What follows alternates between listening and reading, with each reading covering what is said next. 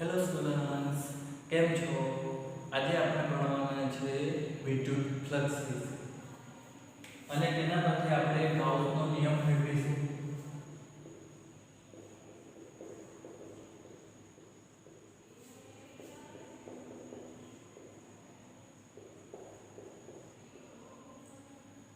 તો વિદ્યુત ફ્લક્સ એટલે શું એ જોઈએ એ પહેલા આપણે એક વસ્તુ જોઈએ કે જે ક્ષેત્રફળ આવે છે એ ક્ષેત્રફળ કેવું છે? સદિશ છે કે સદિશ રાશિ છે, બરાબર? તમે આ રીતે કોઈ xy કાર્ટેશિયન પદ્ધતિમાં આ રીતે કોઈ એક સપાટી લો તો આ જે સપાટી છે એ સપાટીનું ક્ષેત્રફળ એ આપણને કેવી રીતે મળવાનું છે? તો ક્ષેત્રફળ સદિશ રાશિ છે એટલે x અને y આ બેનો આપણને શું થશે? ક્રોસ પ્રોડક્ટ થશે, તે આપણને ક્ષેત્રફળ મળવાનું છે. હવે તમે જુઓ તો આ જે બે સદિશ છે એનો ક્રોસ પ્રોડક્ટ હોય તો જે રિઝલ્ટ આવે તેનું પણ શું થશે? પોતાની કંઈક દિશા હોય છે જેને આપણે એકમ સદિશ વડે દર્શાવતા, બરાબર? તો આ જે એકમ સદિશ આવવાનું તેને આપણે અહીંયા ક્ષેત્રફળ માટે શું કહીશું? ખંડ સદિશ.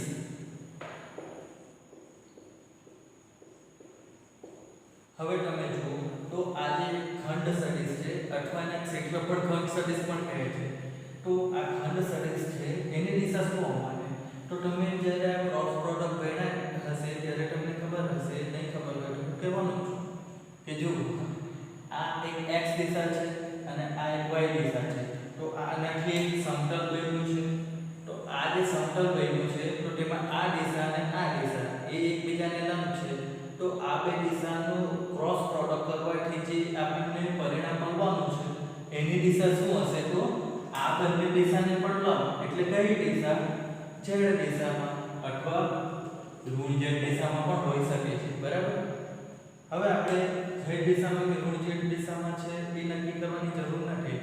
આપણને જે જરૂર છે તે શું છે કે આ જે ક્ષેત્રફળ છે તો એને લંબ એટલે કે એનો ખંડ સદિશ શું થવાનું છે ને લંબ હોવાનું છે. એ વસ્તુ તમારે સમજવાની છે. હવે તમે જુઓ કે આ એક ક્ષેત્રફળ તમને બતાવ્યું છે તો આ ક્ષેત્રફળને ખંડ સદિશ કયો હોવાનો? આ દિશા અથવા એ જ રીતે પાછળની દિશામાં હોઈ શકે. આ રીતે જુઓ આ ક્ષેત્રફળ છે, આ રીતે મૂક્યું છે તો એને લંબ કઈ દિશા થવાની? આ પણ થશે અને આ પણ થશે. હવે જુઓ આ રીતે કોઈ ચોરસ હશે તો ચોરસને શું કહેવાશે? ચોરસ તમે જુઓ તો એ દ્વિપરિમાણમાં 2D માં હોય છે તો એને ખુલ્લી સપાટી કહેવાશે. હવે ખુલ્લી સપાટી માટે જુઓ તો આ સપાટી છે એને ખંડ સદિશ આ પણ હોઈ શકે અને આ પણ હોઈ શકે. તો એના માટે શું થશે કે બંને દિશામાં આવવાના છે. તો બંને દિશામાં કેવા કરવાનું? સરખા. પણ હવે તમે જુઓ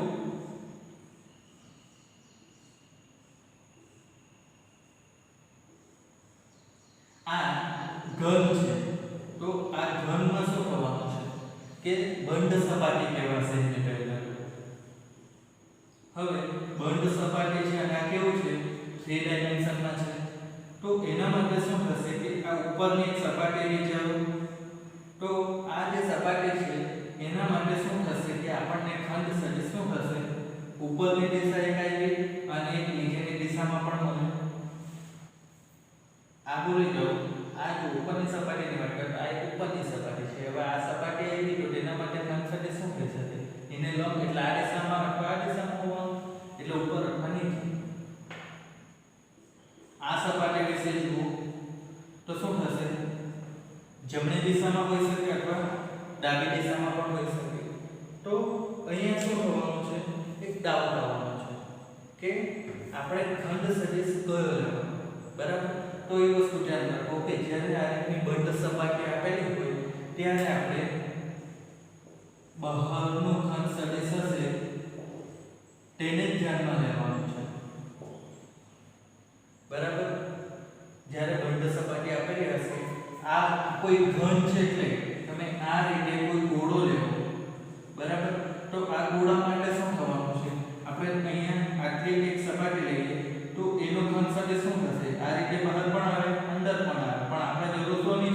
ફક્ત બહાર નીકળતો હોય તેની છે. તો હવે આ વસ્તુ તમે સમજ્યા હોય તો એના પછી હવે આપણે જોવાનું છે વિદ્યુત ફ્લક્સ. તો મિત્રો વિદ્યુત ફ્લક્સ શું છે? તો તમને આ કોઈ બિંદુ આપ્યું છે, તો આ બિંદુ પાસે આ કોઈ તમારું શું છે સમતલ સપાટી છે. તો આ આપેલી સમતલ સપાટીમાંથી પસાર થતી વિદ્યુત ક્ષેત્ર રેખાઓની સંખ્યા જે હશે અથવા વિદ્યુત ક્ષેત્ર તેને શું કહેવાશે? વિદ્યુત ફ્લક્સ. એને phi વડે દર્શાવાય અને એનું સૂત્ર શું થવાનું છે? E dot E. E એટલે વિદ્યુત ક્ષેત્ર અને A એટલે જે આપણે સમતલ લેટા છે તેનું ક્ષેત્રફળ. હવે એ તમે જુઓ E સદિશ રાશિ છે, A સદિશ રાશિ છે, તો બંનેનો ડોટ પ્રોડક્ટ કેવો થવાનો છે? E A cos θ. એટલે હવે તમે જુઓ તો જે ફ્લક્સ છે આ ડોટ પ્રોડક્ટ આવ્યો એટલે ફ્લક્સ આપણને કેવું મળવાનું છે? અદિશ. ડોટ પ્રોડક્ટ હોય તો ત્યારે આપણને પરિણામ અદિશ જ મળતું હોય છે. હવે અને જે થીટા આવે તે cos θ આવવાનું છે. આ જે ફ્લક્સ છે એમાં તમે જુઓ તો શું થશે કે E વિદ્યુત ક્ષેત્ર, A ક્ષેત્રફળ અને તેમની વચ્ચેનો જે ખૂણો છે એના પર ત્રણ વસ્તુ પર આધાર રાખે છે. તો એ કેવી રીતે આધાર રાખે તે સમજો કે આ એક આપણું સમતલ છે. હવે એક વસ્તુ અહીંયા તમે સમજો કે આ સમતલ છોડો અત્યારે આપણે પહેલા વિદ્યુત ક્ષેત્રની વાત કરીએ.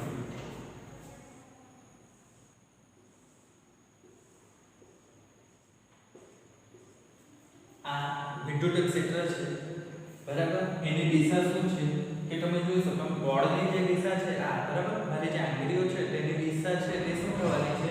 વિદ્યુત ક્ષેત્રની દિશા બરાબર. તો આ વિદ્યુત ક્ષેત્રની દિશા થાય તો એ વિદ્યુત ક્ષેત્રની દિશામાં આપણે શું કરવાનું છે? વિદ્યુત ક્ષેત્રને લંબ હોય. તમે જુઓ આ દિશા વિદ્યુત ક્ષેત્રની છે તો આપણે આ એક આ મારો હાથ છે તેને હવે તમે શું સમજો? એક ક્ષેત્રફળ કરો. તો આ વિદ્યુત ક્ષેત્રની દિશા છે એ દિશામાં હવે આપણે આ એક સમતલ છે તેને આ રીતે મૂકતા છે બરાબર. આ સમતલને આપણે ક્ષેત્રની દિશામાં આ રીતે મૂકતા છે. પણ બોર્ડ પર આપણે 2D માં જોઈએ છીએ એટલે એ શું થશે? તમને પૂરેપૂરું એવું દેખાશે નહીં. હવે તમે સમજો કે આ જે આપણે સમતલ મૂક્યું તે પૂરેપૂરું આ રીતે છે. તો આ જે સમતલ છે એ સમતલનો ખંડ સદિશ એ શું થવાનું છે? આ જ દિશામાં આવશે ને બરાબર. તો હવે તમે જુઓ વિદ્યુત ક્ષેત્ર અને ખંડ સદિશ બંને વચ્ચેનો ખૂણો કેટલો થવાનો છે? બંનેની દિશા સરખી એટલે ખૂણો શૂન્ય થઈ જાય તો સમજી લેવાનું. તો phi બરાબર શું થશે? E A cos 0. cos 0 એટલે 1 તો શું થશે? E A. તો હવે તમે સમજો કે જ્યારે આપણે કોઈ આ ક્ષેત્ર છે તેમાં ક્ષેત્રને બરાબર લંબ કોઈ આપણે ક્ષેત્રફળ મૂકશું તો ત્યારે શું થવાનું છે કે આપણને મેક્સિમમ વધુમાં વધુ શું થવાનું છે? ફ્લક્સ મળશે. પણ હવે તમે સમજો કે આ આપણું ક્ષેત્રફળ છે. હવે એક ક્ષેત્રફળમાં કોઈ સમતલ જે આ રીતે આપણે મૂકતા હતા તેની જગ્યાએ હવે એને આ રીતે મૂકશું તો ત્યારે શું થવાનું છે કે જે સમતલ છે એમાંથી ઓછી વિદ્યુત ક્ષેત્ર રેખાઓ પસાર થશે. નહીં ખબર પડી? જુઓ આકૃતિ.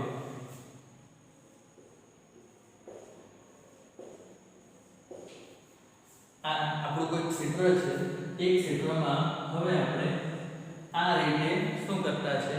કોઈ ક્ષેત્રફળ મૂકતા છે. તો હવે તમે જુઓ કે અહીંયા ચાર વિદ્યુત ક્ષેત્ર રેખાઓ પસાર થતી હતી તો અહીંયા શું થશે? હવે ઓછી વિદ્યુત ક્ષેત્ર રેખાઓ પસાર થવાની. તો એનો મતલબ શું થયો કે જે વિદ્યુત ફ્લક્સ છે એ શું થવાનું છે? બંને વચ્ચેના ખૂણા પર પણ આધાર રાખવાનો છે બરાબર. હવે તમે અહીંયા જુઓ આ વિદ્યુત ક્ષેત્ર છે અને આ આપણું સમતલ છે સપાટી. સમતલ સપાટી પર આપણે શું કરશું?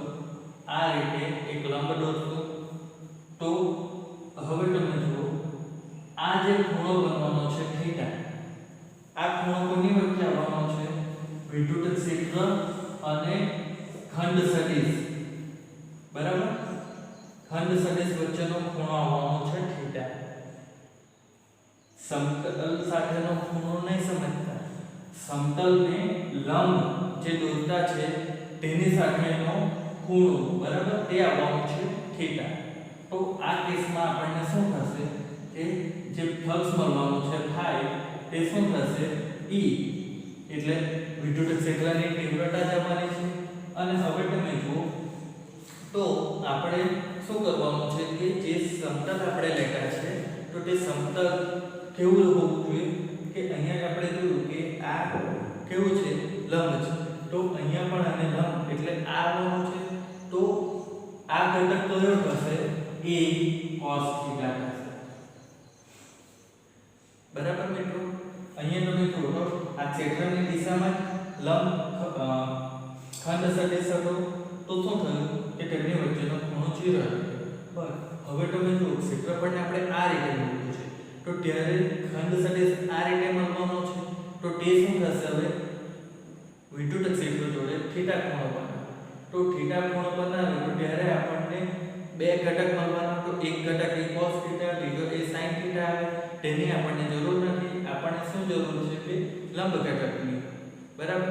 તો આ લંબ ઘટકને આપણે વાટો કરતા છે તો તે a cos થીટા, એટલે હવે આપણું જે ફ્લક્સ આવવાનું તે શું થશે phi ગુણ્યા E, અને a ની જગ્યાએ a cos થીટા થઈ જશે, બરાબર. હવે તમે જુઓ કે આ જે ફ્લક્સ છે એ ક્ષેત્રફળ પર કેવી રીતે આધાર રાખે. સમજો આ આપણો કોઈ ક્ષેત્રફળ છે, તો ધારો કે વિદ્યુત ક્ષેત્રની તીવ્રતા ઓછી છે, તો ઓછી તીવ્રતા હોય ત્યારે શું થવાનું છે કે ઓછી વિદ્યુત ક્ષેત્ર રેખાઓ પસાર થશે. પરંતુ જો વધુ વિદ્યુત ક્ષેત્રની તીવ્રતા હોય તો શું થશે કે આટલા જ ક્ષેત્રફળમાંથી વધુ વિદ્યુત ક્ષેત્ર રેખાઓ પસાર થશે. તો તમે જોઈ શકો કે વિદ્યુત ફ્લક્સ ક્ષેત્રફળ પર કેવી રીતે આધાર રાખે છે કે ઓછું વિદ્યુત ક્ષેત્રની તીવ્રતા હોય તો ઓછી લાઈન પસાર થશે, વધુ હશે તો વધુ લાઈન પસાર થવાની. હવે એ જ વસ્તુને તમે વિદ્યુત ક્ષેત્રના સંદર્ભમાં આપણે જોયું. હવે આપણે એને શું કરશું કે ક્ષેત્રફળના સંદર્ભમાં પણ જોઈએ.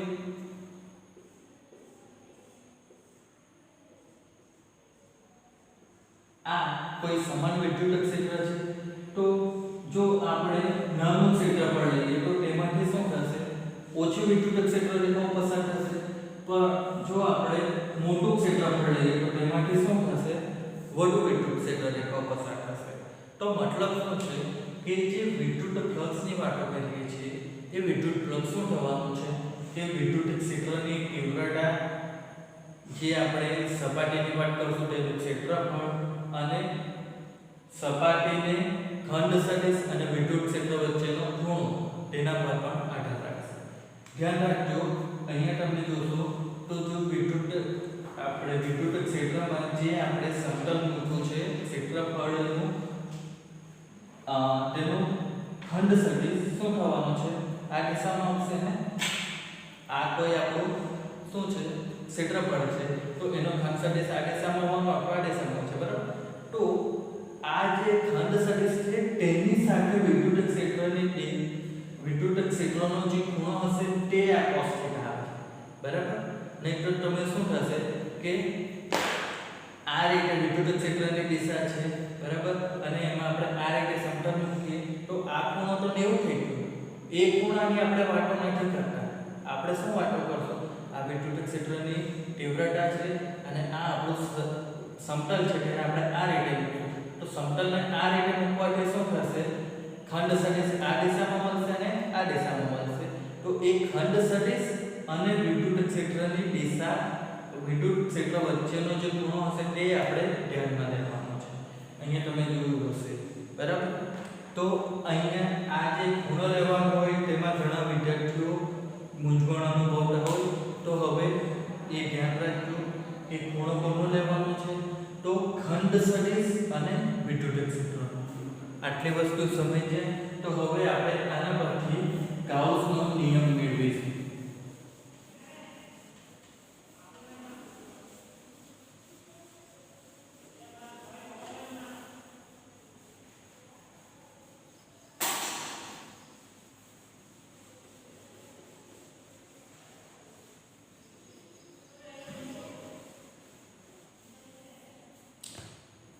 વિદ્યુત ફ્લક્સની આપણે વાતો કરીએ મિત્રો, તો વિદ્યુત ફ્લક્સ શું મળ્યું છે આપણને phi બરાબર E a cos theta અથવા E ડોટ a, આ રીતે આપણે એને લખીશું. હવે આપણે આ સૂત્રનો ઉપયોગ કરીને શું કરવાનું છે, ગાઉસનો નિયમ મેળવવાનો છે. તો પહેલા તમને જેમ બતાવ્યું બંધ સપાટી હોય તો શું થશે, ખંડ સદિશ બે દિશામાં મળવાના છે, તેમાંથી આપણે શું કરવાનું છે, બહારનું જે હોય તેને ધ્યાનમાં લેવાનું છે.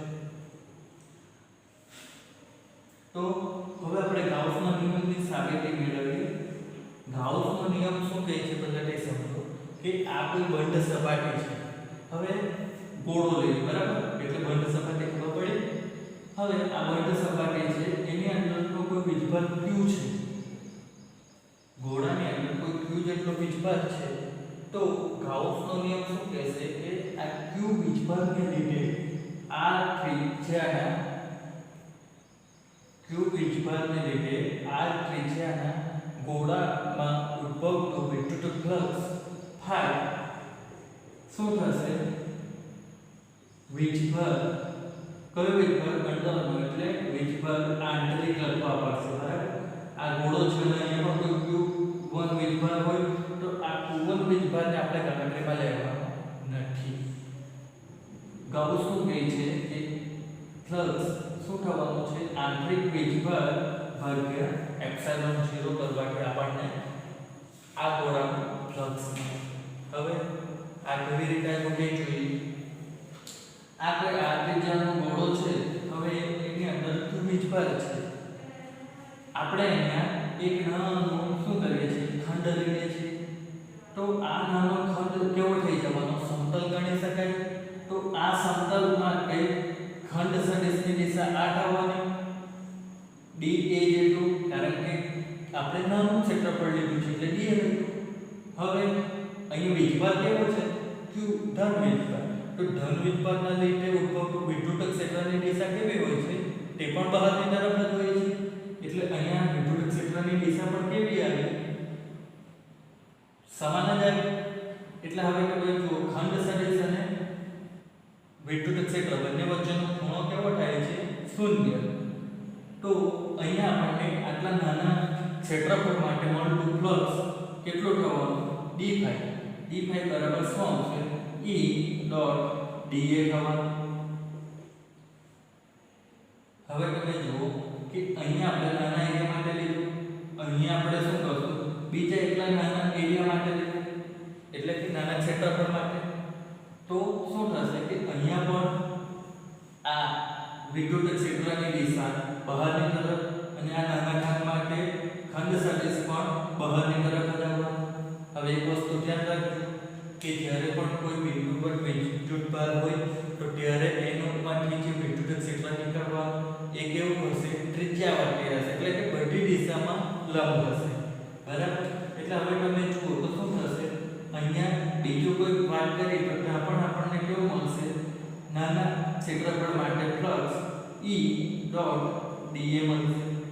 હવે તમે જુઓ તો શું થવાનું છે કે અંદરનો વિદ્યુત ભાર q એટલો જ છે, અને આપણે શું કરતા છે કે જે ત્રિજ્યા છે આ તેના પર જ આપણે વિદ્યુત ક્ષેત્ર શોધતા છે. તો દર વખતે આપણને વિદ્યુત ક્ષેત્ર કેવું થવાનું છે, અચળ મળશે. કેમ, તો જુઓ ને કે વિદ્યુત ક્ષેત્રની સૂત્ર શું આવે, E બરાબર 1/4 pi epsilon 0 q upon r². તો હવે તમે જુઓ તો વીજભાર બદલાતો છે નહીં, આ ત્રિજ્યા છે. તો ત્રિજ્યા આપણે દર વખતે જે અંતર છે તે ત્રિજ્યા પર લેતા છે. તો શું થશે કે બધી વસ્તુ અચળ રહેવાની, એટલે વિદ્યુત ક્ષેત્ર અચળ રહેવાનું. પણ ક્ષેત્રફળ જુઓ, અહીંયા છે, અહીંયા આ રીતે આપણે અલગ અલગ લેતા છે. તો શું થશે, હવે સમજી ગયા કે આપણને જે નાના ક્ષેત્રફળ માટે વિદ્યુત ફ્લક્સ હોય તેનો હવે આપણે સરવાળો કરવા પડશે. તો આપણે કુલ ફ્લક્સ મેળવવા માટે I બરાબર શું કરીશું, તો જે નાના ક્ષેત્રફળ મળેલા એનું સંકલન કરવાનું સમજી ગયા. હવે અહીંયા તમે જુઓ તો આ એક સંકલનની નિશાની પર વર્તુળ કર્યું છે, એનો મતલબ કે બંધ સપાટી માટે આપણે સંકલન કરતા છે. આમ પણ આપણે સપાટી લઈ લીધી બંધ સપાટી છે.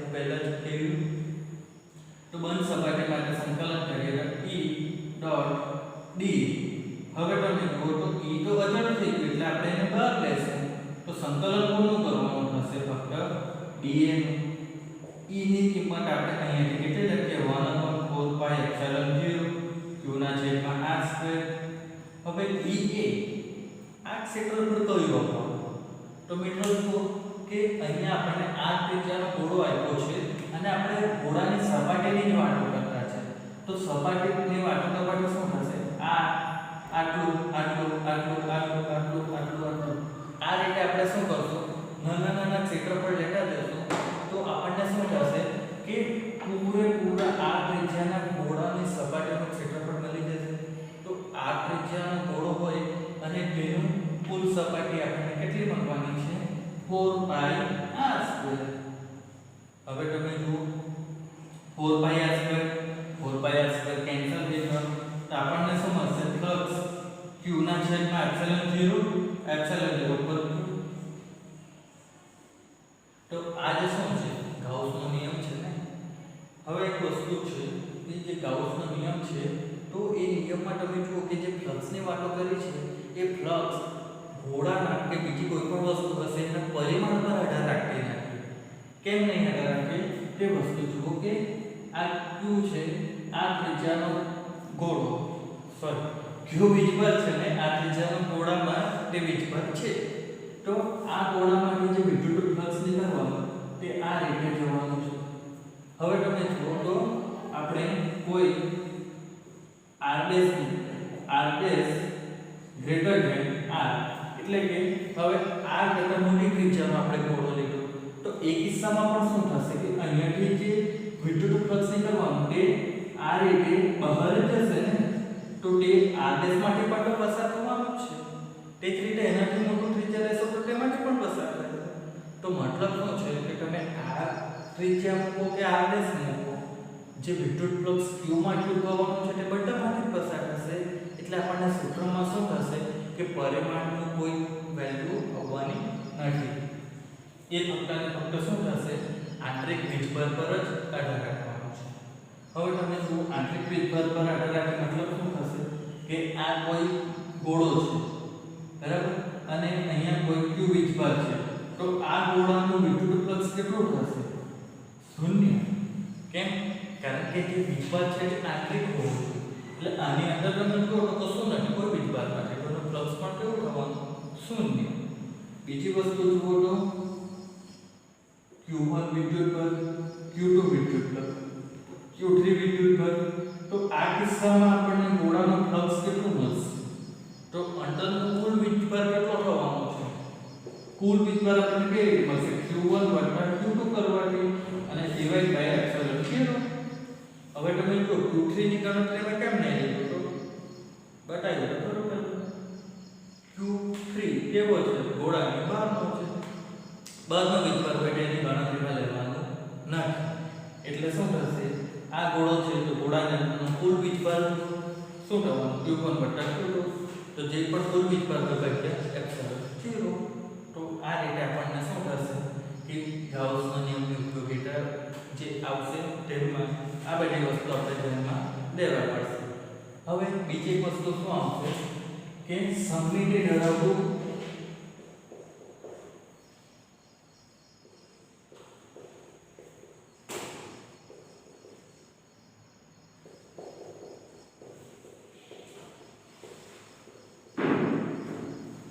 ગાઉસના નિયમની ઉપયોગિતામાં આપણે શું કરવા પડશે? સમમિતિ ધરાવતું એક પૃષ્ઠ લેવા પડશે.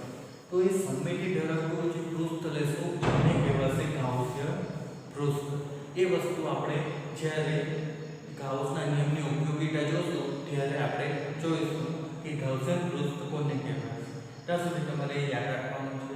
અને આ વસ્તુ કે જે પણ આપણે વીજભારની વાતો કરીશું ગાઉસના નિયમ એ વીજભાર કેવો હોવો જોઈએ? હંમેશા જે આપેલું પૃષ્ઠ હશે તે અંદર હશે. જે ગોળો આપ્યો છે તો ગોળાની અંદરનો જે વીજભાર હશે તેની જ વાતો કરવાની છે.